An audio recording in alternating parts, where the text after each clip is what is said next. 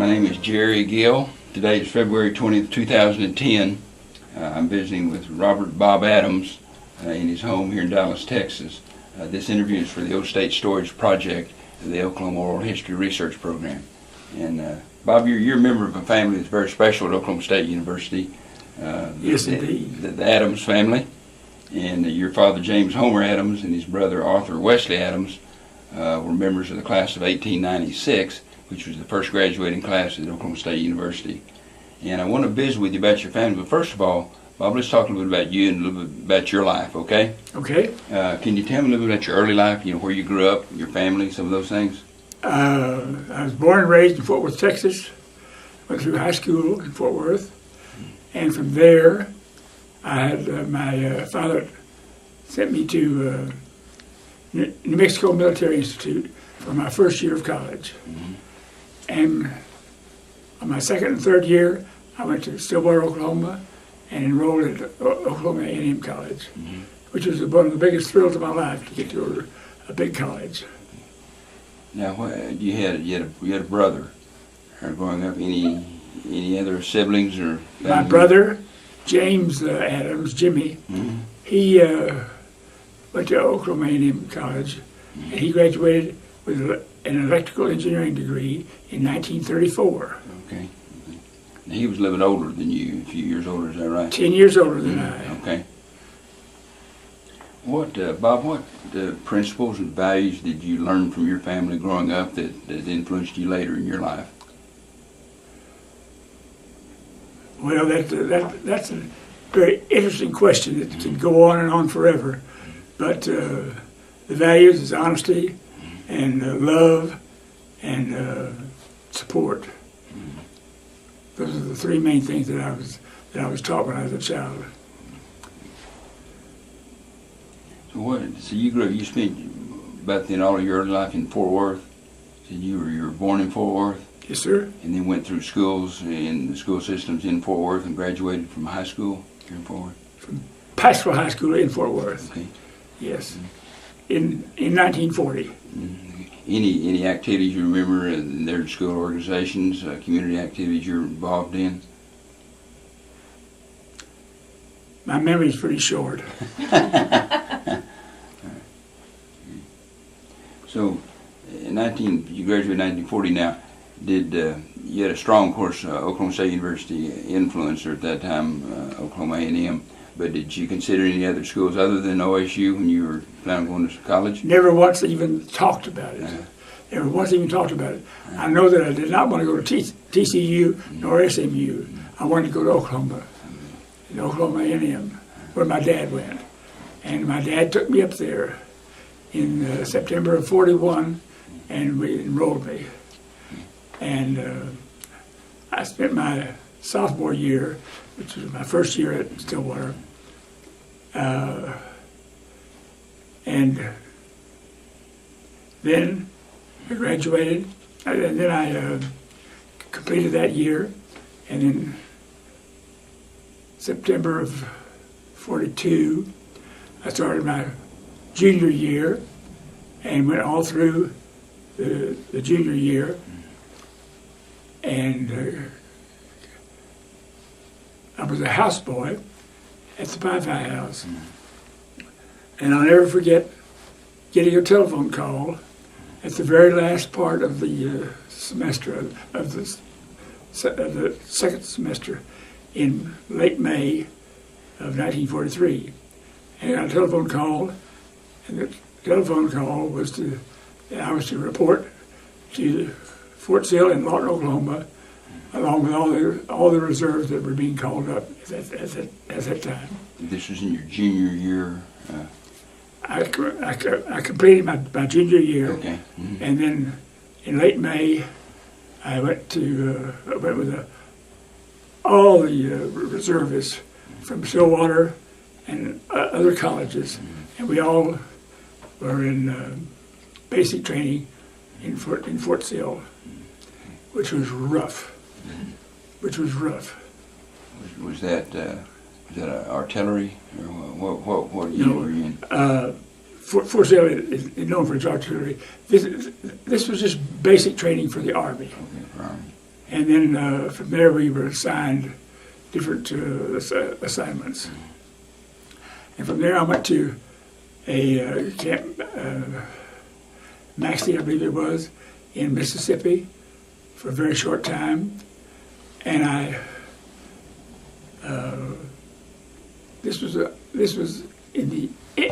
was in the infantry. And so one day I went to my captain and told him that I knew shorthand and typing, and that could I be of any assistance. To make a long story short, I got interviewed by several, and shortly thereafter, I was sent to Memphis, Tennessee, the 2nd Army headquarters, where I was stationed for a little over 2 years during the war. And that was fine. It was great. It was a great job. I went from private to sergeant, and then up to technician, 3rd grade. And so I went there, and then one day in either late July or early August, we got our orders to go to report to Los Angeles, to board ships and head out for Japan. This was to be the final onslaught of Japan. Well, I was sent to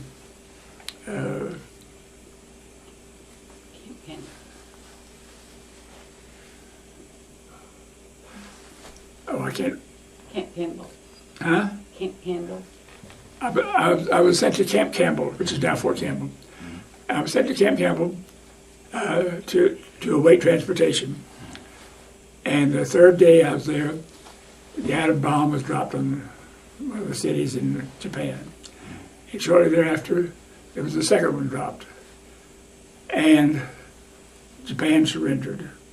So all our orders were canceled, and I was shipped to the Pentagon building in Washington, D.C., and I was secretary to 2 generals, which was a whale of a nice job.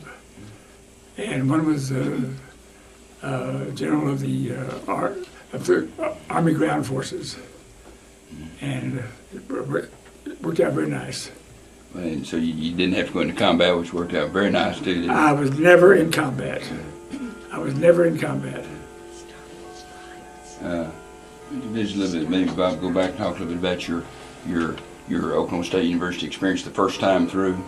I'm sorry, I didn't get the question. Let's talk about your Oklahoma State University experience. I want to kind of come back and talk about those first 3 years before you went to the military. Okay. So I'm going to ask you a couple questions about it. Is that okay? Sure. Okay. So you enrolled in 1940, and is that right, in the fall of 1940? No, fall of 1941. 1941, okay. My first year of college was at New Mexico Military Institute. That's right, that year there, okay. And I was there for a full year. And I did not like any part of it. Was there a reason why you decided to go a year to New Mexico? The reason why I went to New Mexico was my father sent me there. You feel like you need the discipline a little bit, maybe? That's right. My mother and father were divorced, and he thought I was raised by my mother and my aunt in Fort Worth, and my father would visit me every 3 or 4 months and for a long weekend and so forth. But he thought I needed more male companionship, so he sent me there. Okay. But it didn't work out. Well, let's back up any time. I think there's a story about how you discharged. Yes, that was kind of a humorous story. I was at the Pentagon building, and the war was over in the fall of '45, and there I was in late '45 and early '46, and still not discharged. They were trying to discharge everybody from the Army by points. Each year of service was so much, and each sort of foreign service was so much, and so on and so on. Well, it just got too complicated. So I wrote the Stars and Stripes newspaper, which was the Army newspaper. And I told them that this was absolutely ridiculous. All this furor about discharging and all the number of points you had. It was so simple and it could be done quickly and methodically. And that was to discharge everybody by alphabetical order. That was the only fair way to do it. Signed, Robert. And Yeah, what's your last name? Adams. And Walter Winchell picked it up, and it was in every newspaper all over the United States. My name was this, and people called me and so on. It was quite an experience. Great story. Unfortunately, the Army didn't see fit to do that. Oh, mercy. Well, just a little bit, when you enrolled at Oklahoma State, what was your major, Bob? Insurance, Okay. Your major was? business administration, primarily in insurance. Okay. All right. Any interesting reason why you picked insurance as a major focus? Because it involved selling, Mm-hmm. and it involved something that I believe very strongly in. And I still, to this day, I have very strong opinions of insurance. And I advise my family to so do, and they've done it, and everybody's well off because of it. Bob, where did you stay? Did you live in one of the dorms on campus, or? No, I lived at the Beta House, 1207 College, which is now 1207 University Avenue. I pledged Beta in September of 41, was initiated in March 42, and been a Beta alum ever since, and very devoted to the Beta chapter. The Betas have done a lot of things for the university, and when I was there, we did a lot of things for the university. Were there other activities or organizations that you were active in as a student? Not really, no. What do you remember some of your professors at that time? And then you have the professors that stand out in your mind. Professor Kratz. Kratz? Mm-hmm. Yes, Professor Kratz. 10 years ago, 12 years ago, I could have named you 8 or 9 of them, but their names just escape me now. I'm 86 now. Bob, going back when you first enrolled at Oklahoma State campus, I guess you'd maybe been there before with your father earlier, but several times. But as a student, kind of what were your first impressions of Oklahoma State at that time? You remember about the campus, about the Stillwater community? I fell in love with the campus the minute I enrolled in it, and I was always attended my classes. I don't think I ever cut class.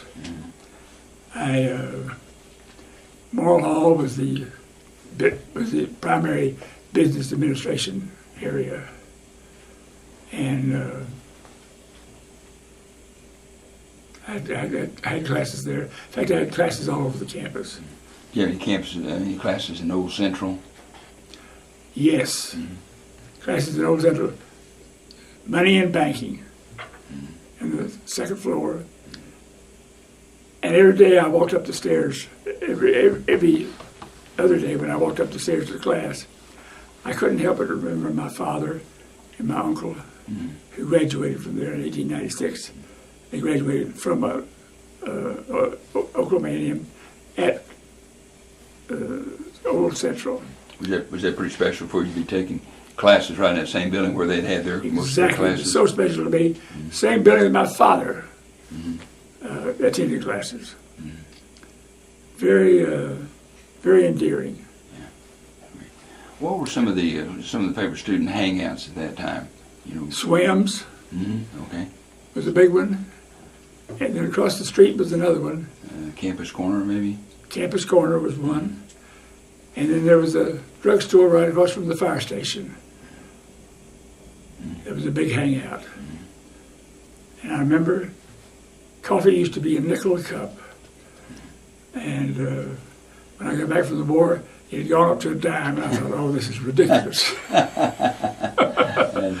But that drugstore, I think is still there. I'm not sure, but it was a big store, and students were all over it. Bob, in those first couple years there at Oklahoma State before you went to military, what are some of your favorite memories that you have of those 2 years? Is there some highlights for you during that period? Maybe some of your beta activities or other things that you did? Well, highlighted, I can't think of highlights right now, but it was a great institution. It was a friendly institution, and I loved it, the friendliness and the camaraderie in the student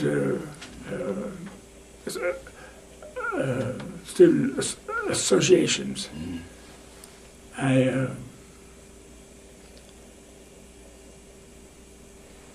can't remember much else. Bob, if I understand correctly, you knew President Bennett, Henry G. Bennett. Yes, I did. You knew your dad and connection. Did you have an opportunity to meet him personally? Yes, indeed I did. Yes, I did. Two or three different times. The one time that I remember President Bennett more than any other one time was upon graduation in what's the hall? The hall? Gallagher Hall. Gallagher Hall. Mm-hmm.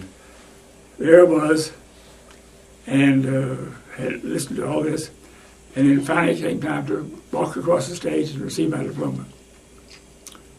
Well, unbeknownst to me, when I walked up to the stage, my father was sitting in the chair next to Henry Bennett, and Henry Bennett passed him my diploma. And then my father gave me my diploma upon graduation in June of '47. And that was a very memorable experience, and I'll never forget that as long as I live. And I'm sure that it might have been repeated by others somewhere, but I know that I don't know anybody who received a diploma from their father. Pretty special. What did you think of President Bennett as a president, as a person? I thought he was a tremendous president. I think, and still think, that President Bennett was largely responsible for putting OAMC on the big 48-state map, the big map of the United States. It became much more known as a big university under his supervision. Did you ever visit in the president's home with him? No, I did not. Right. So we talked about your military experience then when you came back. Now it's a changed campus when you came back, wasn't it? Can you describe the changes that happened with the vets coming back and the new, should I call them buildings, temporary facilities? When I left the campus in May of '43 to go to the Army, most of the dormitories were now WAC and WAVE dormitories, where you had WACs and WAVEs all over the campus. And when I came back from the war and started my last year, there wasn't a WAVE or a WAC in sight. And everything was back to normal. When you came back, where did you stay? This would have been the fall of '46, is that right? Fall of '46. I stayed at the Beta House. Okay, still back to the Beta House. In fact, all the fraternity houses were also converted into dormitories for the WACs or WAVEs. Mm-hmm. And I'll never forget walking up to the restroom on the second and third floors. I walked into the restroom, and there was the toilets partitioned off, and I had never seen that before. And I couldn't. I just got my enjoys out of seeing that. And shortly after school started, those partitions were torn down. What, do you remember the Quonset huts in Vet Village, some of the... Quonset huts and Vet Village I remember quite well. Vet Village was getting bigger and bigger and bigger and bigger. It was primarily for married veterans. Vet Village was pretty good size. I can't remember the numbers that were there, but it was in the well into the four figures in Vet Village there. Bob, what did you have some classes? There were a lot of temporary buildings that they had classes in just because of the large number of students that expanded so fast. Did you have some classes No, I in did temporary not. buildings? So most of yours were in Morrill Hall. Morrill Hall and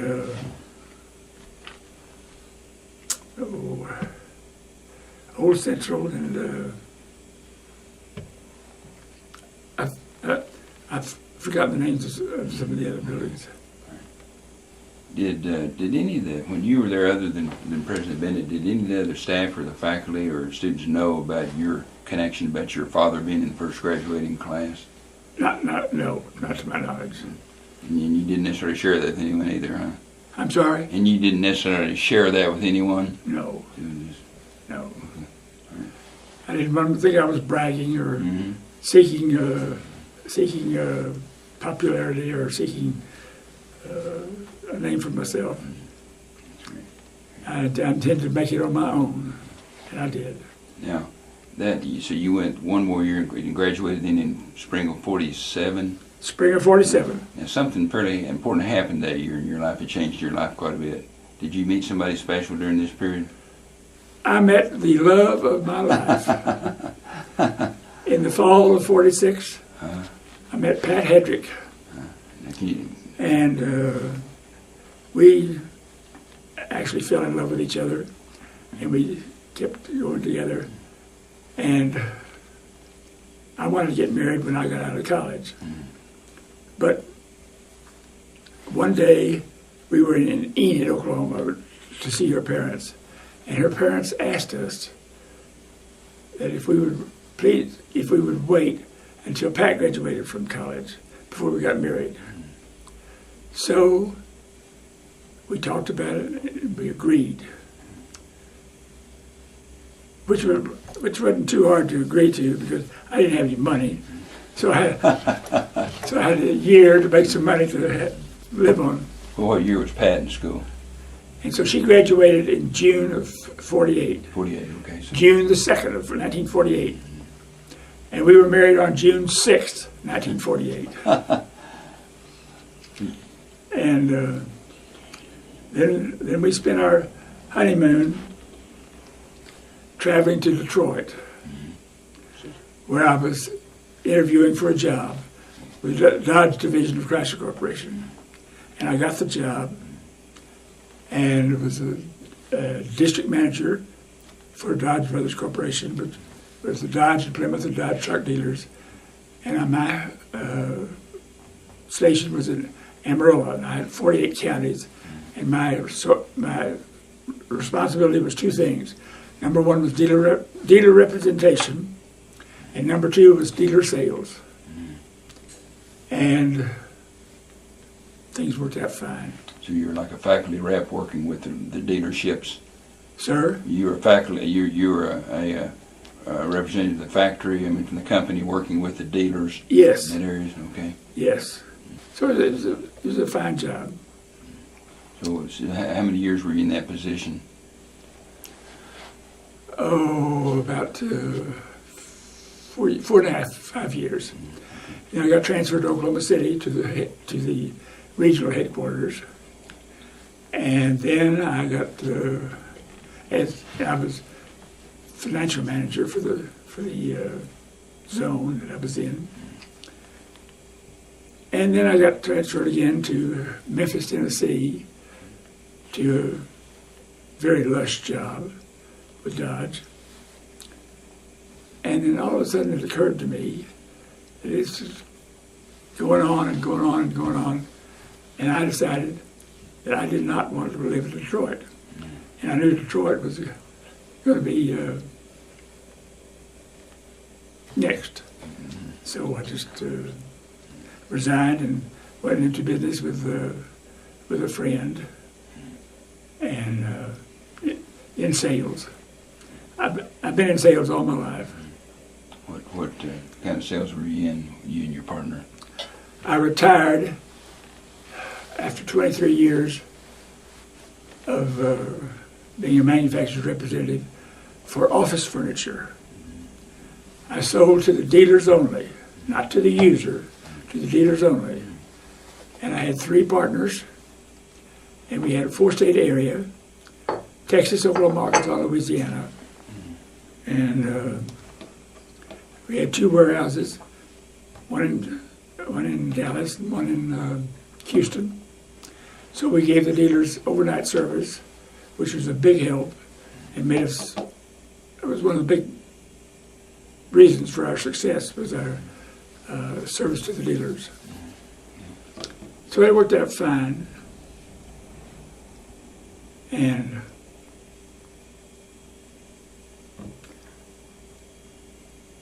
I really enjoyed sales. Before I went as a manufacturer, I left Dodge and went to the school furniture manufacturer and got to be sales manager. And one bright day, I discovered, as I was signing checks to my salesmen, they were making 3 and 4 times what I was making. So, make a long story short, I resigned shortly thereafter and took on this job as sales rep for office furniture. And I had no responsibilities other than sales. That just suited me fine. You know, the management and the budgets and all that sort of stuff. Management and budget and all that kind of thing, that was for somebody else. I didn't want to spend my time. So I spent my time selling and making money. So Bob, your family, you had 2 daughters, is that correct?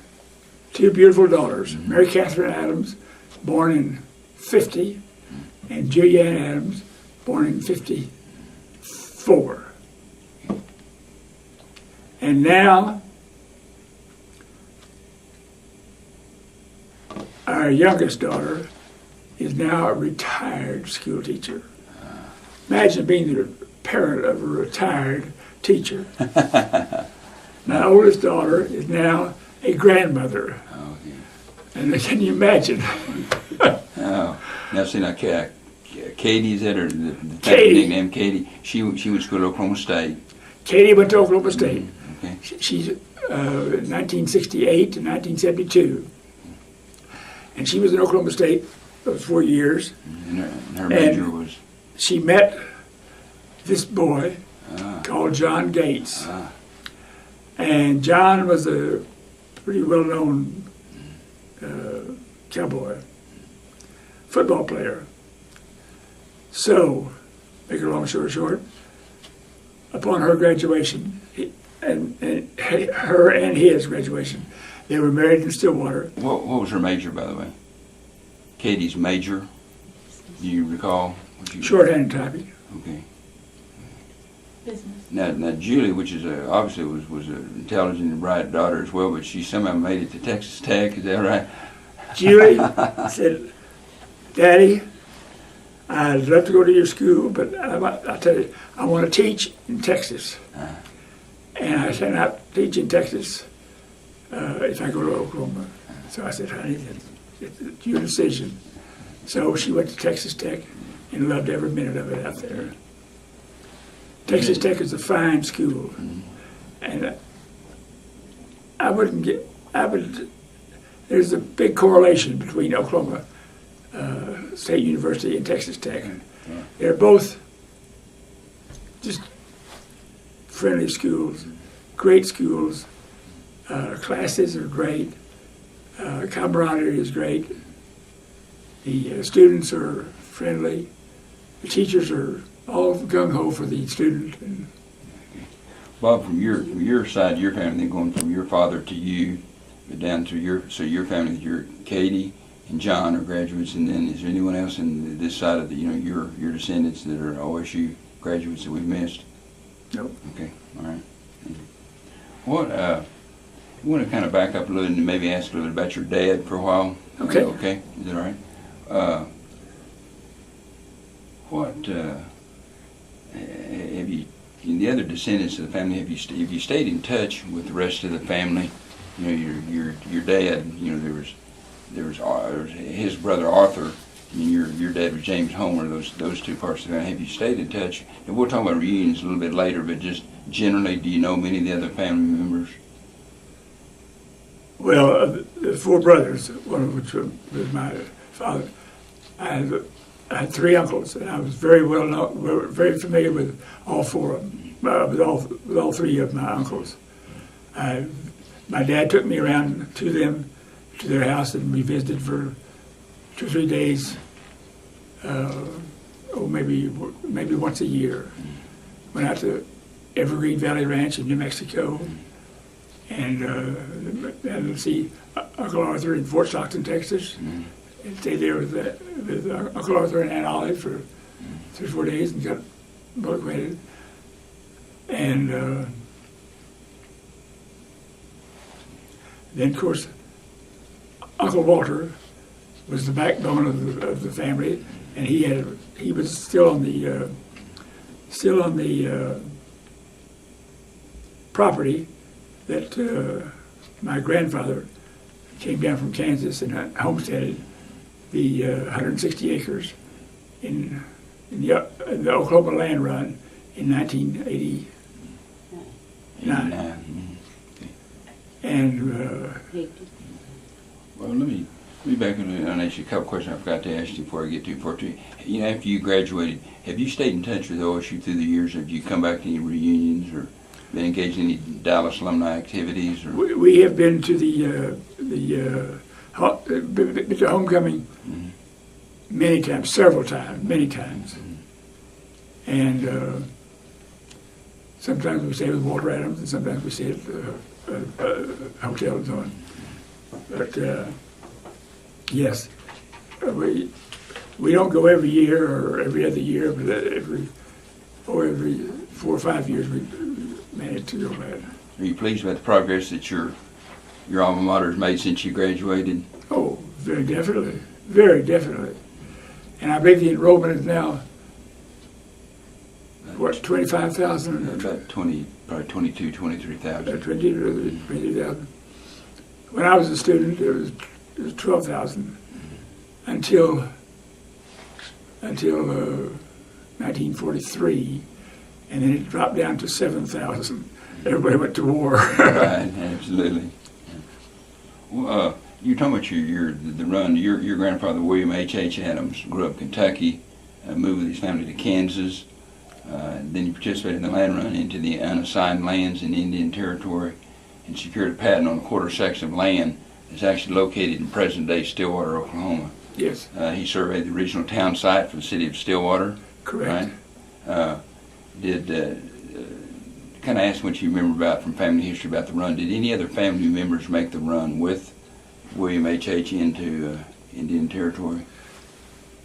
Well, my father was right with him, and when my grandfather took my dad with him to Stillwater to make the run, my dad was there every step of the way. How old was he at that time? He was 11 years old. He made the run with his dad. This is James Homer, your dad. He was 11 years old. Yes. Mm-hmm.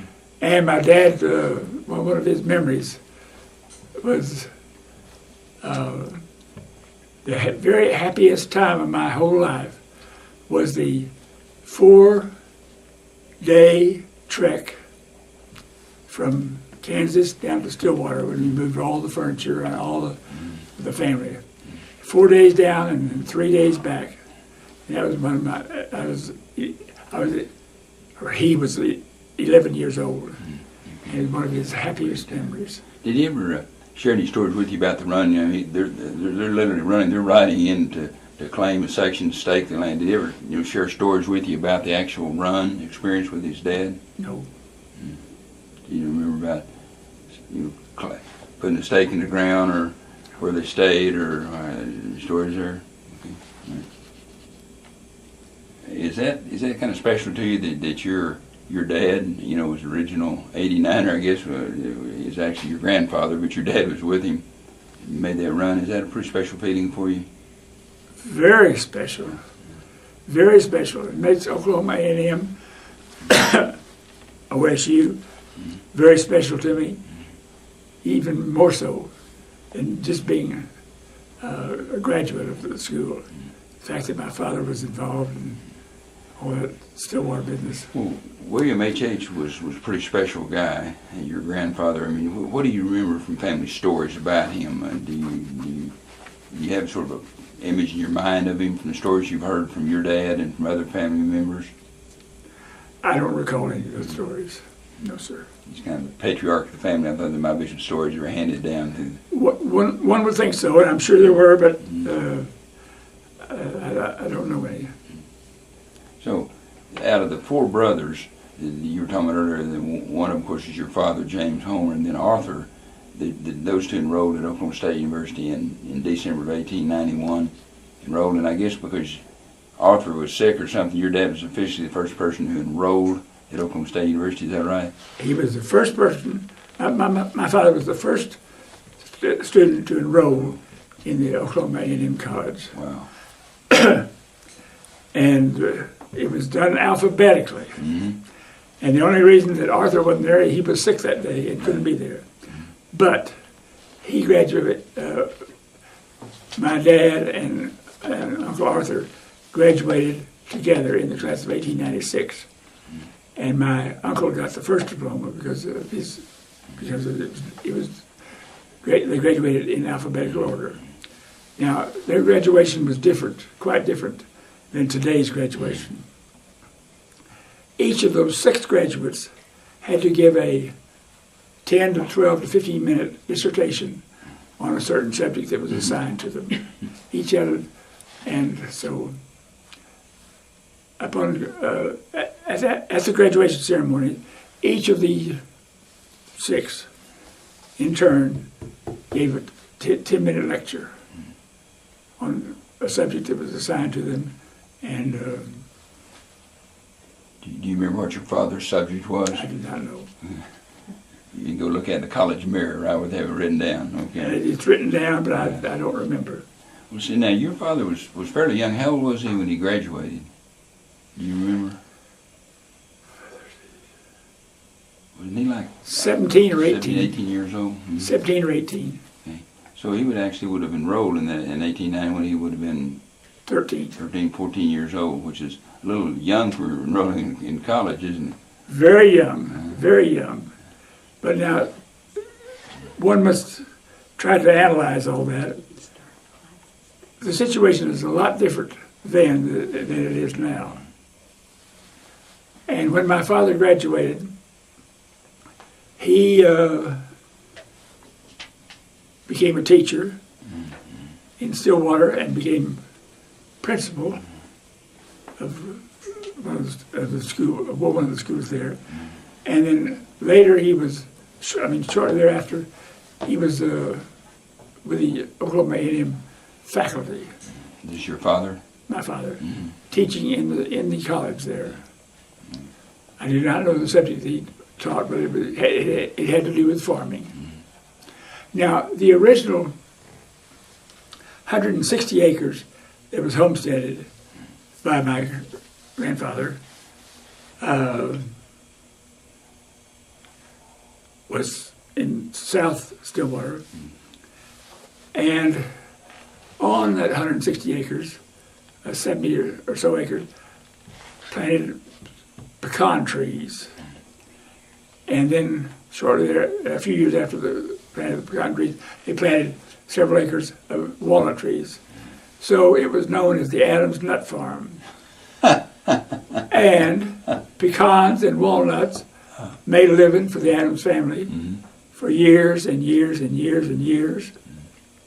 My cousin, Walter Adams, and his wife Diane still live on the property, and they still pick up pecans every year, and we've enjoyed many of the pecans of the last few years that they've seen fit to give us. There's some chuckles in the family about the Adams Nut Farm. That's probably a sense of, someone had a good sense of humor to come up with that one. That's right. Well, it's all a sense of humor, a lot of it, you know.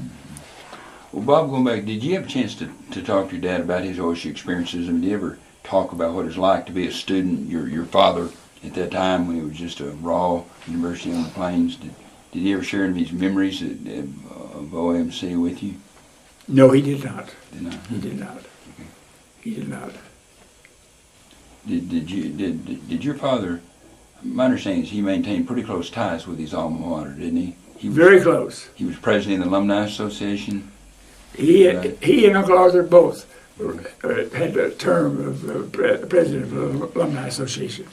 Did he go back to fairly regularly to reunions, 5-year reunions, to homecoming? Yes. Those kind Yes, of he things? did. So it remained important to him throughout his life.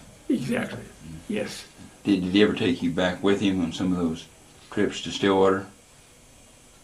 Were you on campus with your father some back when you were young? Yes. Yes.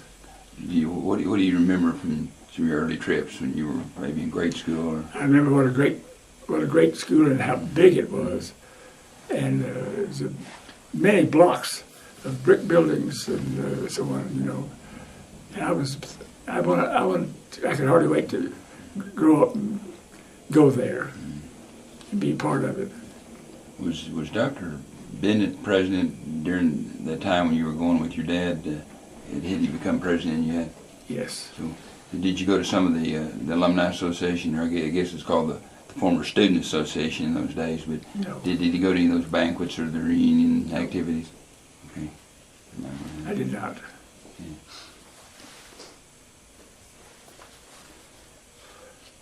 Your father and his brother Arthur, I guess because of being brothers, certainly, but because of being in school together at OSU, they seem to be pretty close, as I've talked to other family members and had relationships throughout life. Is that true? They were very close. Oh, yes, very close. But my dad was very close to each of these other three brothers. Uncle Walter and Uncle Arthur and Oscar. He loved them all very dearly and kept in touch with them. I don't know, not weekly, but monthly. They would write each other and so on. Well, I'm taking your father's career a little bit. Could you share with us after he left, after he graduated from Oklahoma State, and of course I say Oklahoma State is in Oklahoma A&M, but he graduated from Oklahoma State, and so he taught there for a while, was principal at Stillwater. Could you kind of give the highlights of his career then after that? Yes, I will. Okay. From Stillwater, he took a job and moved to Ardmore. And Ardmore, I can't name the exact day, years and so on, but anyway, he was there when it was Indian Territory. My mother graduated from what is now Wayne University in Michigan.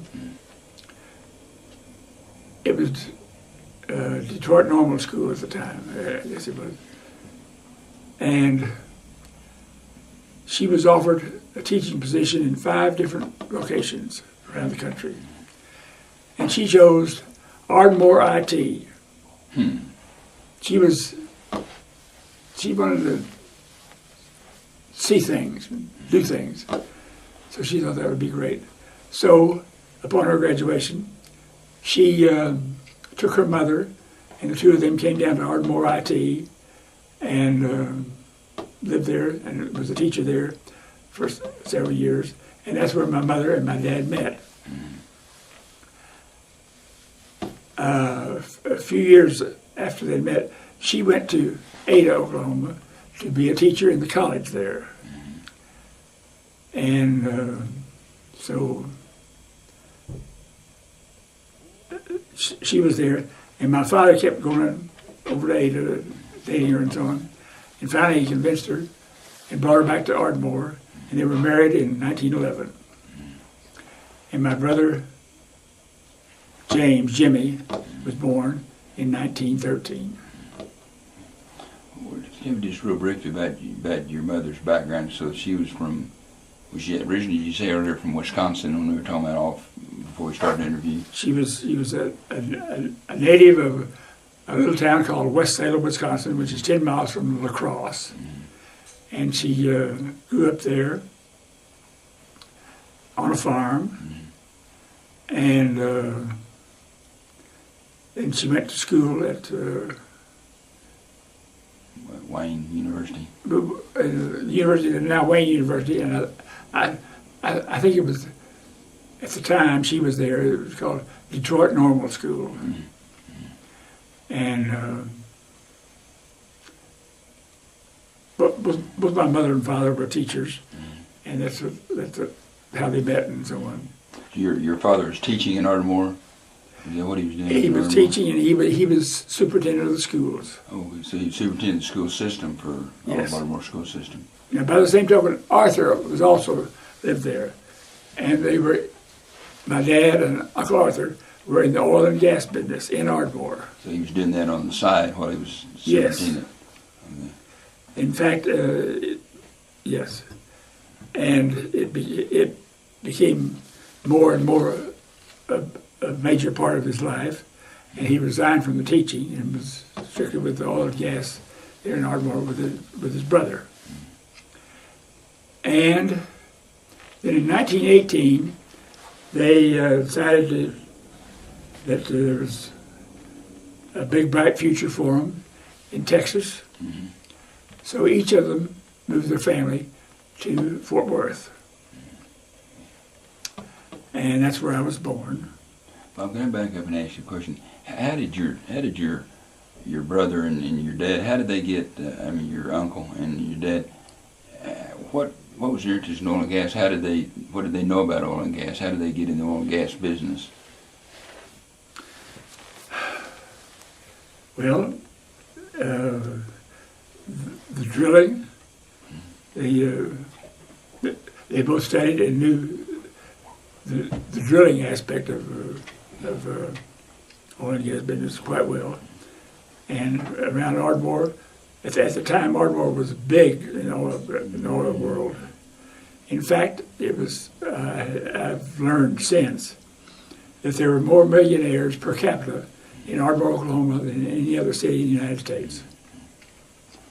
And so my dad wanted to take advantage of that opportunity, and So he was kind of self-taught. He just learned about it. it was all self-taught. It was all self-taught.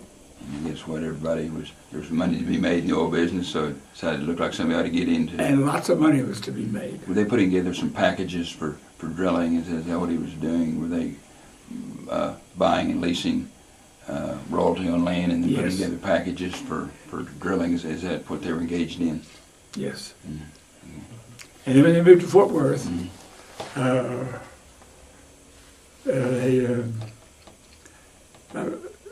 were in the oil and gas business, and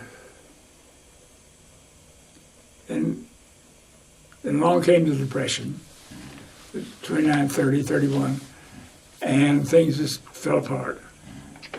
And my uncle moved to Fort Stockton, Texas, and my dad got very interested in the Ranger, Cisco, Eastland oil field in West Texas, and it's very, very, very much involved in that particular area, Ranger, Eastland, and Cisco. As luck would have it, he didn't do well. And life for my dad has been a struggle ever since. Financially, it's been a struggle ever since. So what did he was in Fort Stockton, did he then move to East Texas from there? Where did because where you were growing up, you were in Fort Worth all that time, so had you already gone on had left for college when he went on out to Fort Stockton then, is that right? No, my dad didn't go to Fort Stockton. My uncle went to Fort Stockton. Okay, I'm sorry. My dad went out to the East. I went out to the Ranger, Eastland, Cisco oil area. But what year was that, Preston? Do you remember? How old were you at the time? Were you already Preschooler. Okay. And 30. Okay. I've forgotten. You had mentioned earlier, Bob, not me personally. Sir? You'd mentioned earlier at that point when he left, did you and your mother then stay in Fort Worth? Yes. Is that right? Okay. Yes. And they were divorced. Okay. So you were raised by your mom and My mom, and then my aunt came down from Wisconsin to live with my mother. So the two ladies raised me from the time I was 5 until I got through high school. okay, thank you.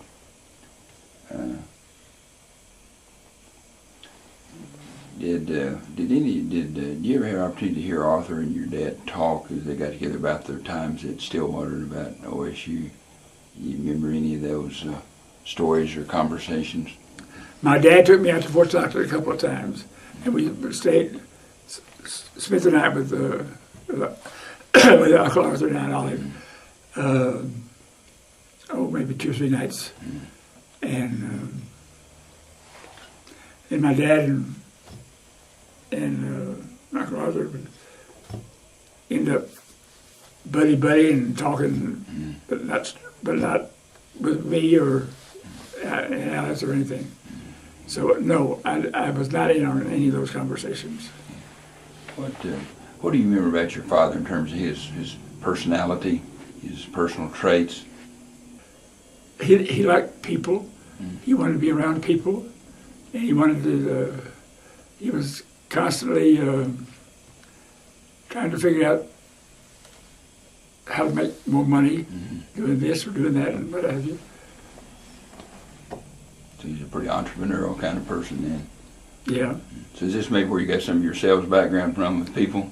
It could be. It could be. Probably is. So your dad was. My dad was primarily a very quiet man. He attended to all the basic qualities of life and so forth, but he didn't go out of his way to exude and so on. Well, so why don't we ask you a question then about your Uncle Arthur? What if someone knew he was one of the first 2 graduates and someone historically 50 years now, 100 years now wanted to know about him? What would you say about Uncle Arthur? He was one of the greatest men I ever knew in my life. I loved Uncle Arthur. He was always full of vim and vigor and love, and helped me in my aims and goals. And he took time to be with me and took time to talk to me and talk. And he was just the kind of person that everybody loved. Now, Uncle Arthur did okay in the oil business in West Texas, in Fort Stockton, but it was not any big shakes. Didn't make the big deal, but just made pretty good money. Yes. Well, I want to back up. I forgot to ask your brother James. Can you tell me a little bit about James? Jimmy, he was 10 years older than I. Okay. And I was 4 or 5 years old before I realized I had a brother and so forth and all that. And then about the time I got there, he went off to college.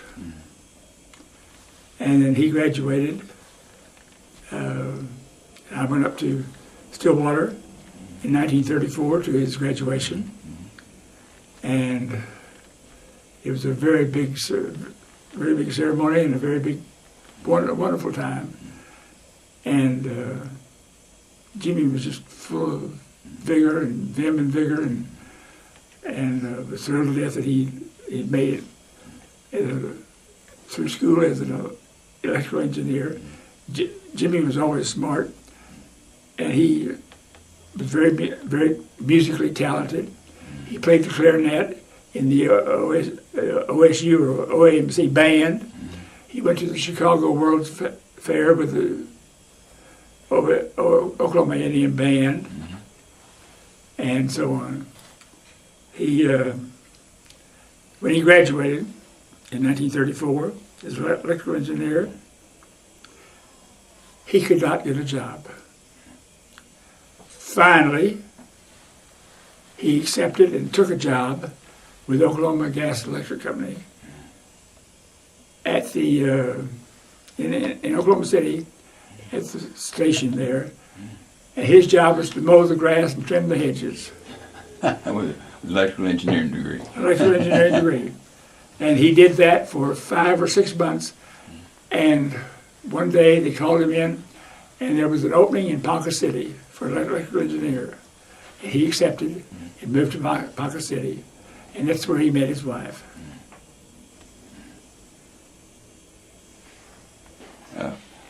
Bob, we were talking about your dad. I was going to ask you about your Uncle Arthur, but I want to back up a question that I forgot to ask. And there was about your career and when you were with Dodge, and I think your last stop was in Memphis, and then you said you really didn't want to go to Detroit. Correct. Could you kind of pick up a little bit there? I think I should have asked you some follow-up questions there. From there, I took a job with Verco Manufacturing Company, which was a manufacturer of school furniture. Mm-hmm. And I moved to Conway, Arkansas, where they were located. They were located in Los Angeles and also Conway, Arkansas. And I covered the eastern part of the United States for them. So I was in Conway, Arkansas for quite a while, and I hired salesmen in different parts of the country. And that's when I got tired of mailing them their checks and making more than I did. So and then that's when I resigned and moved to Dallas and went with manufacturer representative for office furniture. Okay. And did you have a partner in that you mentioned? 3 partners. Partners, okay. 3 partners. And we had 2 warehouses, one in Houston, one in Dallas. Yeah, I think I mentioned them. And we covered Texas, Oklahoma, Arkansas, Louisiana. Okay. And that kept you closer to your mother, I guess? Yes. Was she still poor at that time? Mm-hmm. Yes. Okay. Thank you. I appreciate you kind of filling that in for me. We were asking about your brother Jimmy. Yes. Just a minute ago before he interrupted our train of thought. But Jimmy had 4. How many children? 5 children. 5 children, and how many of those went to Oklahoma State University? 4. 4 of them. Wow. 4 of them went. Yes. And all of them have been very successful in their lives. The one that did not go to Oklahoma State, said he went to Princeton. And he is a Presbyterian minister, retired, in a suburb of Washington, D.C. called Rockville. And then there's Steve Adams, which is the youngest, and he is professor of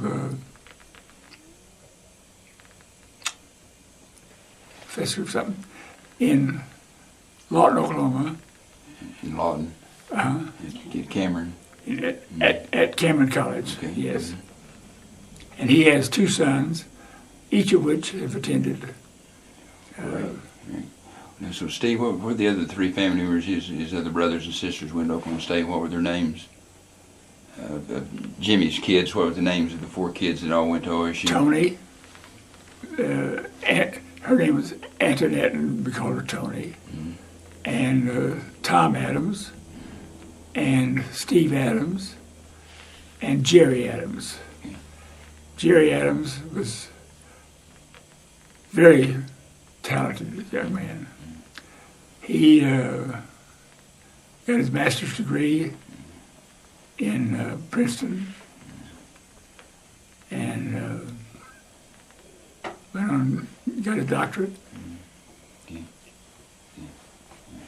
Okay. Well, If it matters. so a good lineage there, though, from your dad. I mean, through Sure. you. I said a good lineage, OSU Oh, pedigree yes. there through Oh, yes. through you and your kids, and then through Jimmy and his kids. So pretty Exactly. exciting. want to ask you a little bit about Arthur again, as known earlier. What do you remember about, you talked a little bit about Arthur, his strengths and his characteristics. You said he was very outgoing, and were there some other things you remember about your Uncle Arthur? Well, what I remember about Uncle Arthur, he was very personality awarded, and he liked me, and he liked helping me and talking with me, and we just had a great camaraderie. Now, mind you, all this was when I was relatively young, so I don't know any great stories about him. But he was in the oil business in Fort Stockton. Did he ever visit with you about any of his OSU experiences, Arthur? No. Okay. We were talking about earlier about yourself, but you understand that your father and Uncle Arthur both maintained some pretty close ties to OSU, as we were talking about earlier. Yes. Both got back fairly regularly and stayed in touch with the university. Now, my dad had two sons. One was me. They went to Oklahoma State. And Uncle Arthur had two sons and a daughter. And the three of them went to Oklahoma State. One graduated in 1929, and one graduated in 1930, and then one graduated in 1935. So all of Uncle Arthur's children went to Oklahoma State. Then for some reason, some of them started going to Texas then, didn't they?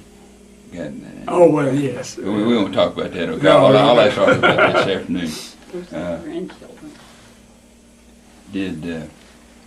Did your dad have any special hobbies or interests that he had? You told me he liked to think about making money and was sort of entrepreneurial. Any hobbies or special interests that he had? None that I recall. Okay. So we might want to back up and ask also about your mother, is it Verna? Verna Van Werber, yes. And she must have been a pretty special lady. You talked about her a little bit earlier about coming down from Wisconsin and Detroit, Michigan to Indian Territory. Yes. What do you remember about your mom? She was a great lady. She had a host of friends. She was very talented in in her ability to make and keep close friends. And my mother was a contralto, and she sang at the First Methodist Church in Fort Worth for years. And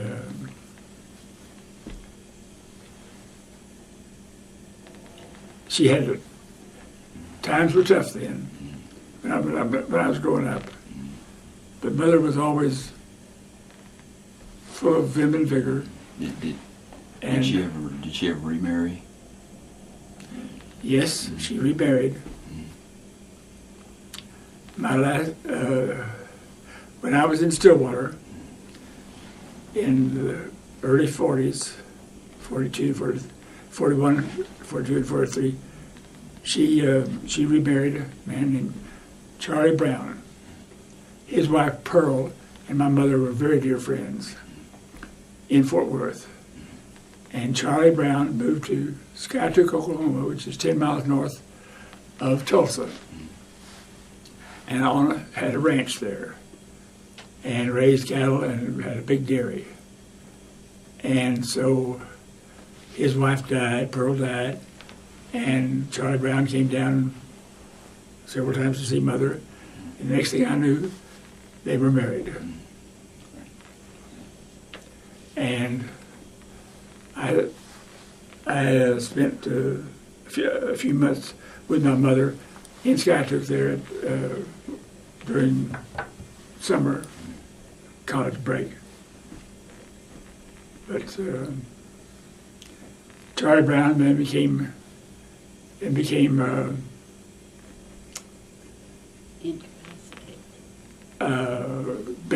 bedfast, and so my mother moved back to Fort Worth, to where my Aunt Jessie lived, and three of them lived until Charlie Brown died.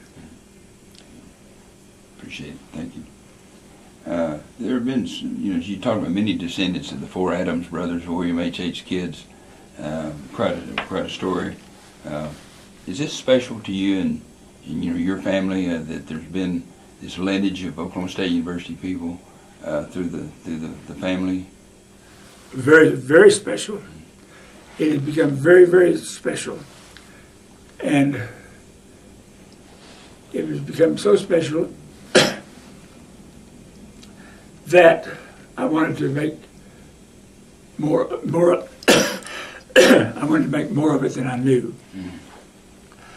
So in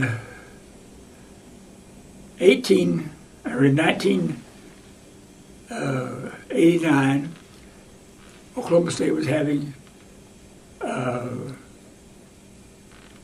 100th anniversary affair.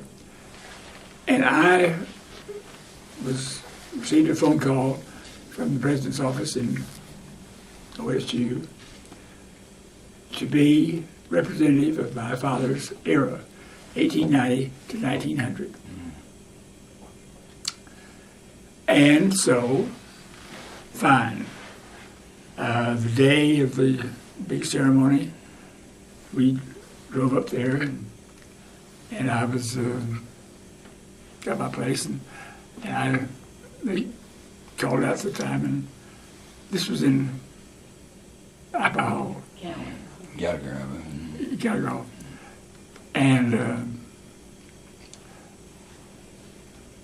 I had 3 escorts. They took me down to the stage. And then the year 1900 to 1910, they came, and so on and so on and so on. And so during that time, one of my escorts gave me a slip of paper. And I read it and said, whatever you do, don't leave the stage when it's over. We want to come down and meet you. We're your cousins, and we want to come down and meet you. Sign, Walter. So, after the ceremony was over, I stayed around, and then the next thing I know, up comes this guy and his wife, beautiful wife, Walter and Diane. And we introduced ourselves and went on. And we talked forever. And to make a long story short, the extent of that particular conversation was I took it upon myself to organize a family, Adams Brothers family reunion. And I did that. We had a place. I was retired by then, and we had a place in Angel Fire, New Mexico, which is in northeast New Mexico, big ski area. And so I organized it and had everybody come out there. And what year was this, Bob? Sir? What year was that first reunion? 1991. Okay. 1991. And every brother's heirs and children were there. Wow. And there were 52 people there. It's great. And it was highly successful. It was a 4-day affair. And I organized things, and Pat organized things, and she did more than her share. Pat did. She cooked the meals and so on. Breakfast was on their own, and lunch and dinner. For instance, on one of the days, I took them on a hike, and at 9:30 they met at our house, and those that wanted to go on the hike had to fix their own lunch. And there were about 31 or 2 of us on this side. And then the other 12 or 14 or 15 people, whatever it was, went to Taos shopping, and they had a great time. Bob, out of the, about 51 or so that you're talking about relatives, how many did you know out of that 51? A lot of these people you'd never met, I assume? How many did I know? It didn't exactly, but I mean, did you know a fourth of them, a half of them? Oh, no, I knew probably 10 to 15% of them. Mm-hmm. So you really didn't know very many others. So this is the first of the four brothers, WHH sons, the first reunion or get together those families they'd ever had. That's right. Oh. And I never knew there was such a person as Jane Doe or John Doe and what have you, you know. And we got together and we just all come in. I had it organized so that one evening after dinner, each of us was required to stand up and give a 5-minute talk about themselves and how they fitted into the family. And it was well done. And that little thing just got everybody well acquainted and cemented the family relationships right there, because everybody knew everybody else and they knew of what the person was talking about, even though they didn't know the person. So it worked out fine. Did some of the OSU people find each other? Talk about some of their OSU experiences? And we've got photo albums of the, and every once in a while we browse through them and stroll down memory lane, and it just tears us up what a great time we had. So in 91, then you've had two or three since then? And then 5 years later, Bud and Diane, that is Walter and Diane Adams, who still live on the 160 acres in Stillwater, organized the second Adams Brothers family reunion. And we all went to Stillwater in August of 1996. Yes. And it was a great time. And everybody it was well received. And they did just as much as we did. And then in 2001, Pat and I had them out to Age of Fire again. And instead of 50, I think there were about 54 at that time. About the same. About the same.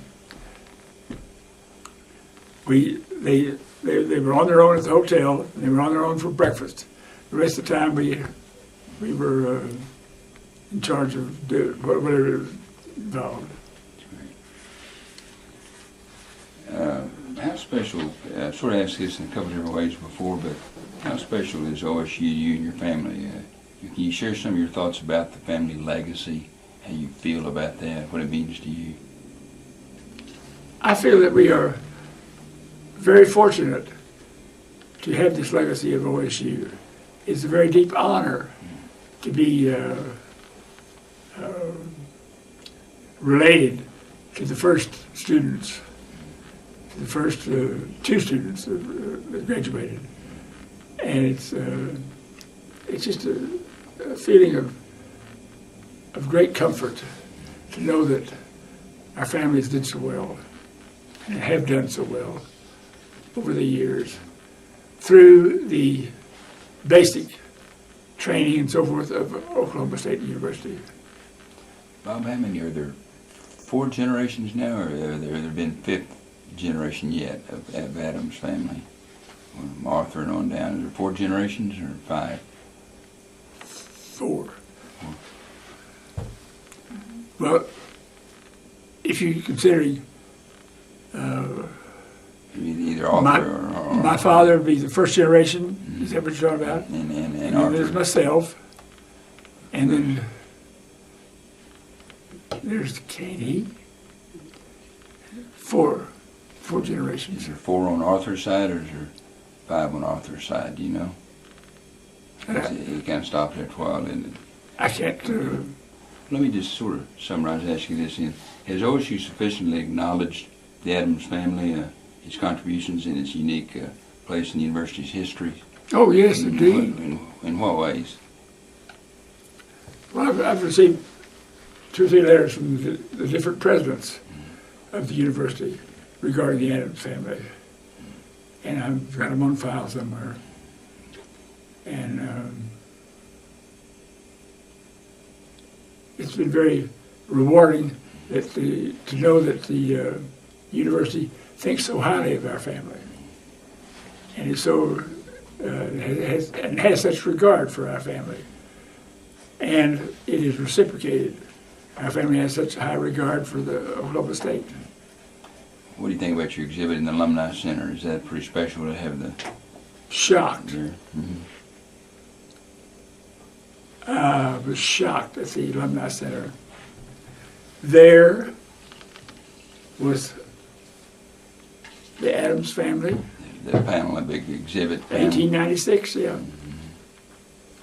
And my dad and mother and myself and my wife and my children and several other, it just was a shock and a great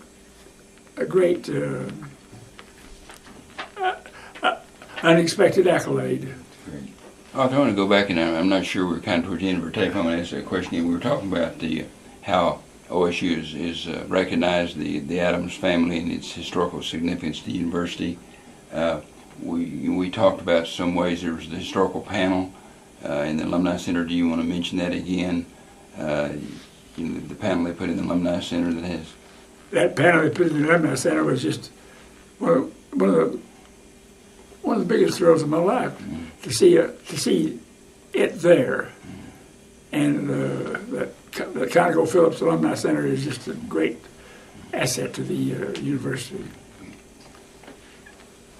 While we're bringing this to a close, I want to mention something else that was just as big a thrill, if not, I just can't get over what a thrill it was. And that's when I took my family up to Stillwater to the dedication and the naming of the dining hall for the new dormitories. And the name of the Adams dining Market. hall was the Adams Market, named after Uncle Arthur and my dad Homer. Wonderful. And that's quite a thrill. Quite a thrill for all. It was a thrill for all of us, and it was quite a thrill for all of Arthur Adams' family. Great. Bob, anything else that we haven't covered? I know we've talked a lot, but anything you'd like to mention about your relationship with Oklahoma State University and the Adams family we maybe haven't covered? No. Okay. Right.